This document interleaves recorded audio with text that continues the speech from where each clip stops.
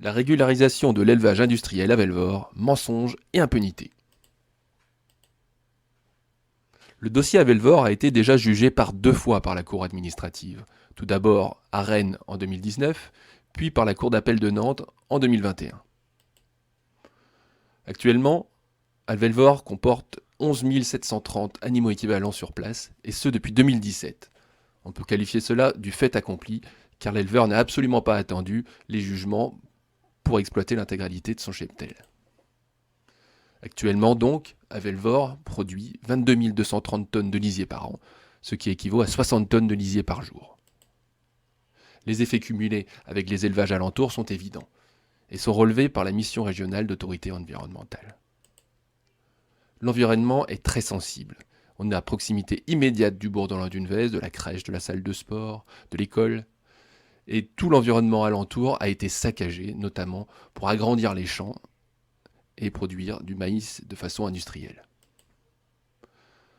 La procédure de régularisation s'apparente donc à un piétinement de la justice administrative.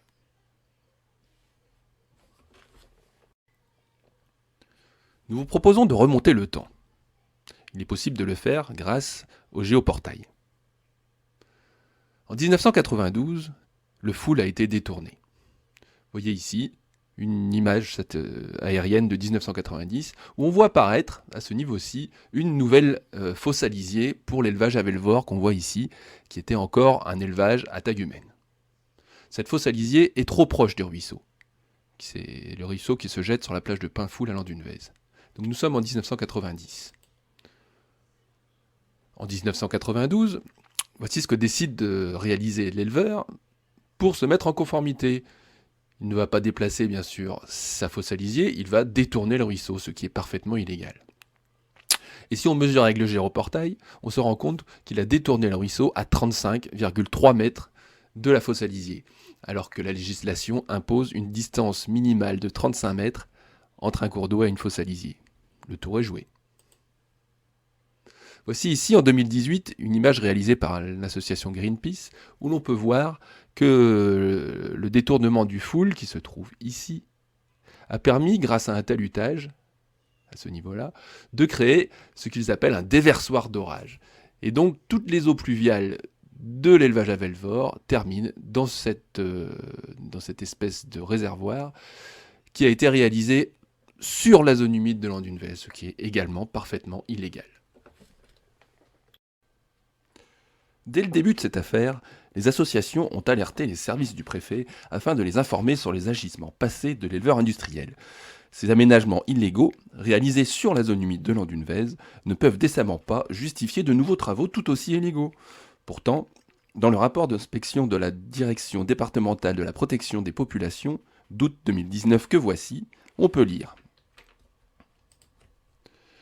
le réseau de drainage sous la lagune est équipé de 2 pompes permettant l'évacuation des eaux vers le bassin d'orage situé sur le site de Kervizinic.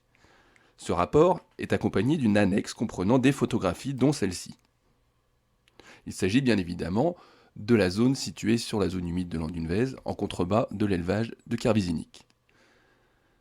Ainsi, le détournement de la rivière, accompagné de la création d'un talus sur la zone humide, est désormais acté par l'administration comme étant un déversoir d'orage.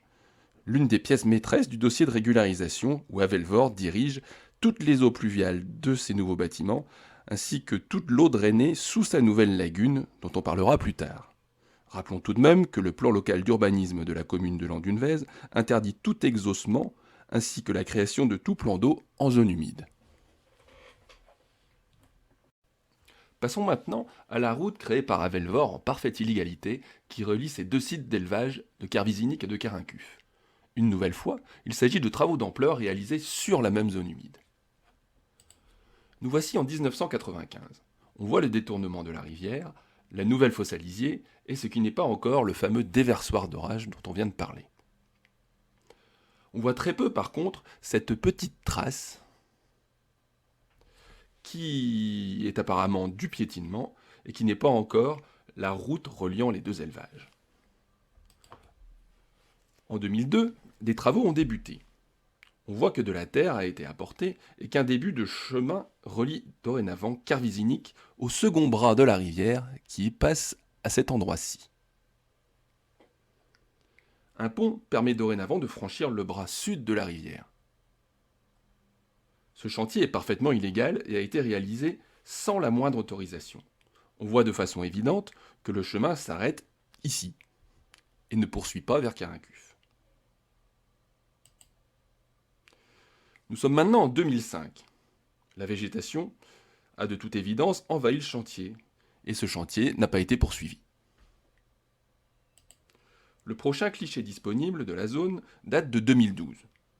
On découvre désormais une véritable route barrant la zone humide et un second pont a été construit à ce niveau-ci. La route traverse de Carvizinic vers Carrincuf. Avelvor a obtenu une autorisation d'extension en 2008, lui permettant de passer à 6668 animaux équivalents et de créer sa station de traitement du lisier. On peut donc raisonnablement dater la création de cette route à 2008. Pour l'anecdote, le maire de la commune, de 1995 à 2014, était Jean-Michel Bizière, le père de l'éleveur. Dans ce courrier en date du 21 octobre 2021, le préfet du Finistère répond aux interrogations des associations Eaux et Rivières de Bretagne et APPCL, et notamment sur la construction de ce chemin illégal en zone humide. Je cite.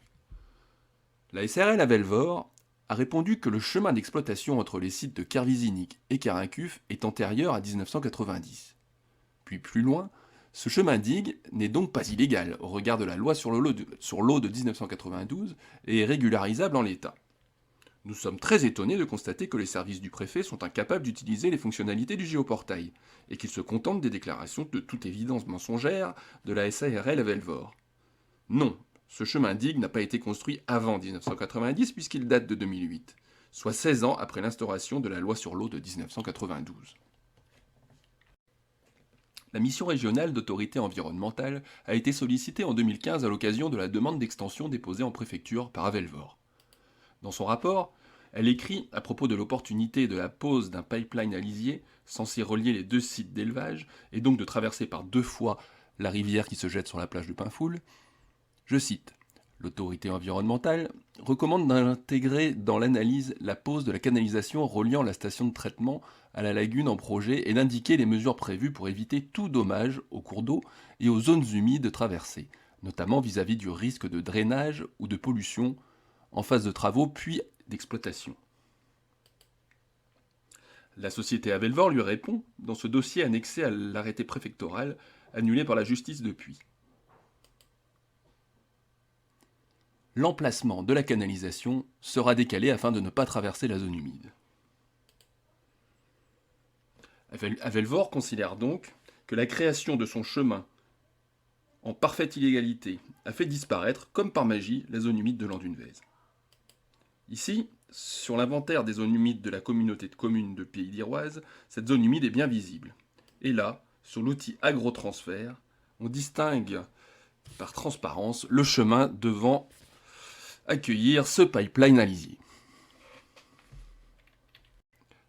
Passons maintenant à la lagune de Carrincuf. L'autorisation préfectorale de 2016 était conditionnée à la réalisation, sous un an, d'une seconde lagune de 7000 m3. La voici à la mi-juillet 2019. Pourquoi donc plus de 2 ans de retard pour un tel chantier? Eh bien car la lagune a été creusée en plein dans une zone humide. Et qu'elle s'est rapidement retrouvée remplie d'eau, comme le montre cette photo prise en avril 2019, ou encore sur celle-ci, où l'on peut apprécier que le niveau de la nappe affleurante est monté jusqu'au ras-bord du trou, devant accueillir la lagune de stockage du lisier traité. Faisons intervenir une nouvelle fois l'outil agrotransfert et constatons que la lagune est bien située en zone humide. On la voit ici par transparence. Les associations ont bien sûr alerté le préfet pour faire stopper ce chantier aberrant. Ces alertes ont abouti à une inspection de l'Agence française de la biodiversité le 26 juillet 2019, alors qu'Avelvor avait fini de remblayer le fond de sa lagune avec 50 cm de gravillon et que des drains étaient à l'œuvre depuis plus d'une semaine. Dans le rapport de l'inspecteur, on peut notamment lire, parmi les déclarations de la SARL Avelvor, que l'eau stockée dans la lagune durant les 2 années précédentes serait due au stockage de l'eau de pluie. Mais une simple consultation de la station météo la plus proche aurait permis de se rendre compte que les cumuls annuels de précipitations ne sont pas en mesure de remplir 1,80 m, ce qui correspond à la profondeur du trou creusé dans la terre au niveau de la lagune. D'autant plus qu'un trou dans la terre est loin d'être imperméable au point d'obtenir la piscine olympique constatée sur les photos qui ont été fournies à l'administration par les associations. Seule une remontée de nappe phréatique peut en être la cause.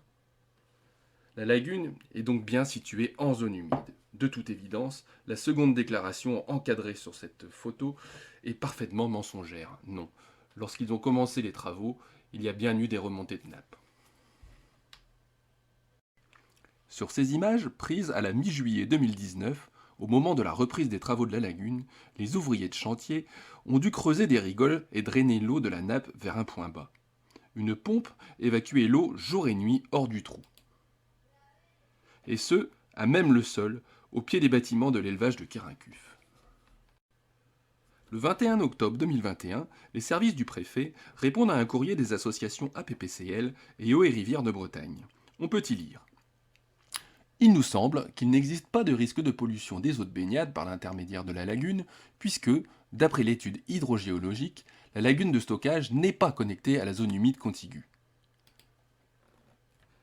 Voici l'étude hydrogéologique citée dans le courrier. Il est à noter que c'est la SARL Avelvor qui a elle-même fait réaliser cette étude, qui est remplie d'incohérences. Le 5 février 2020, les associations se sont cotisées pour s'attacher les services d'un pilote de drone professionnel. Le drone a pu réaliser ces 2 clichés, l'un représentant la lagune de Carincuff, l'autre la lagune de Kervizénic. Ces 2 constructions sont pleines à ras-bord le même jour, et alors que les épandages agricoles sont interdits. Une question se pose donc. Sans sa lagune de Carincuff, qu'est-ce qu'Avelvor a fait de son lisier lors des hivers de 2017, 2018 et 2019 ?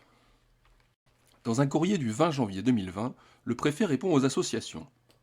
Il les informe qu'une inspection a eu lieu le 29 novembre 2019, mais que la lagune de Carincuff n'était pas pleine. Elle n'était remplie qu'à 25%. Celle de Kervizénic, par contre, était pleine.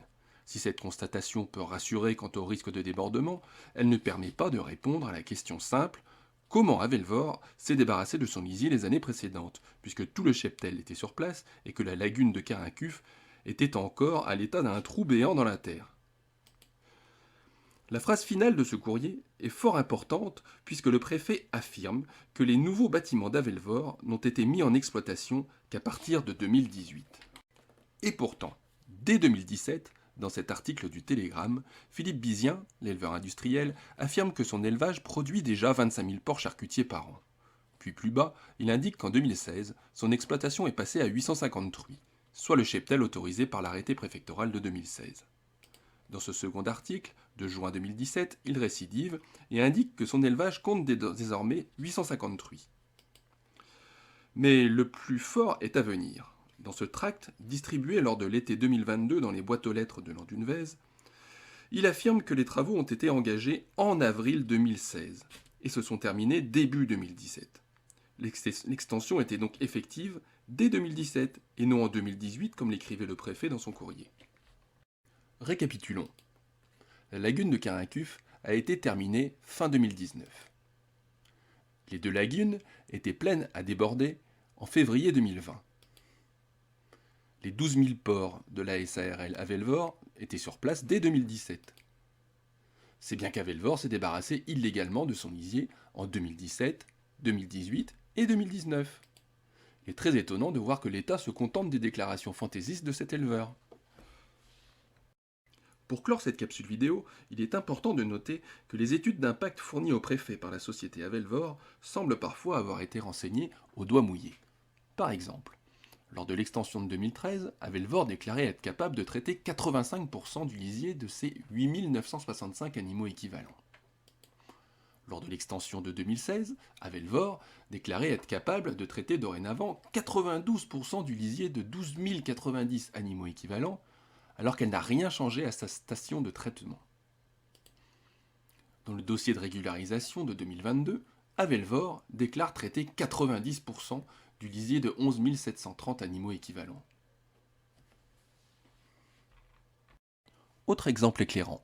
Dans son dossier d'étude d'impact de 2016, la société déclare que son élevage consomme 39 363 m3 d'eau par an, pour 12 090 animaux équivalents. Dans son dossier de régularisation de 2022, la même société déclare que son élevage consomme 27 000 m3 d'eau par an, pour 11 730 animaux équivalents. La différence est énorme.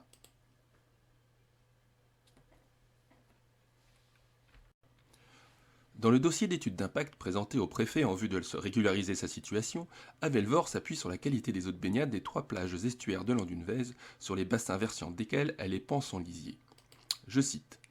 Concernant les eaux de baignade, les résultats sur la plage de Pinfoul montrent également une amélioration de la qualité bactériologique et physico-chimique. La plage est d'un niveau suffisant, voire bon. En revanche, sur la plage du Château, les résultats sont plus variables. La qualité des eaux de baignade est classée insuffisant de 2016 à 2019 pour raisons sanitaires. Voici la configuration de la plage de Pinfoul. Il s'agit d'un petit abert recouvert de sable blanc d'une qualité exceptionnelle. C'est le joyau des plages de la côte. Jusqu'en 2017, l'ARS venait prélever l'eau à peu près où les baigneurs évoluent sur la photo. À peu près ici. Les associations ont découvert, à peu près par hasard, en 2021, en consultant les tableaux Excel des rapportages européens de la France, que les coordonnées GPS du point de prélèvement de la plage de Pinfoul avaient bougé en 2018. Le point de surveillance a migré de plusieurs centaines de mètres vers le large. En s'éloignant de la pollution, qui vient de la rivière, il est tout à fait évident que la qualité des eaux soit meilleure. D'ailleurs, ce n'est même pas le cas. Quant à la plage du Château, elle demeure interdite à la baignade depuis 2019. Les élus et Avelvor le savent très bien, puisque les associations ont dénoncé la chose publiquement et lors du comité de pilotage local le 24 novembre 2021. Puisqu'on ne peut pas croire que l'État couvre les agissements délictueux de cet élevage industriel, c'est bien qu'Avelvor ment au préfet. Alors peut-on faire confiance à une société qui ment et qui se permet de faire tout et n'importe quoi sur un territoire fragile comme celui de Landunvèze ? Eh bien, c'est exactement ce que propose le projet d'arrêté préfectoral écrit pour la régularisation d'Avelvor, dans lequel le maître mot est autosurveillance.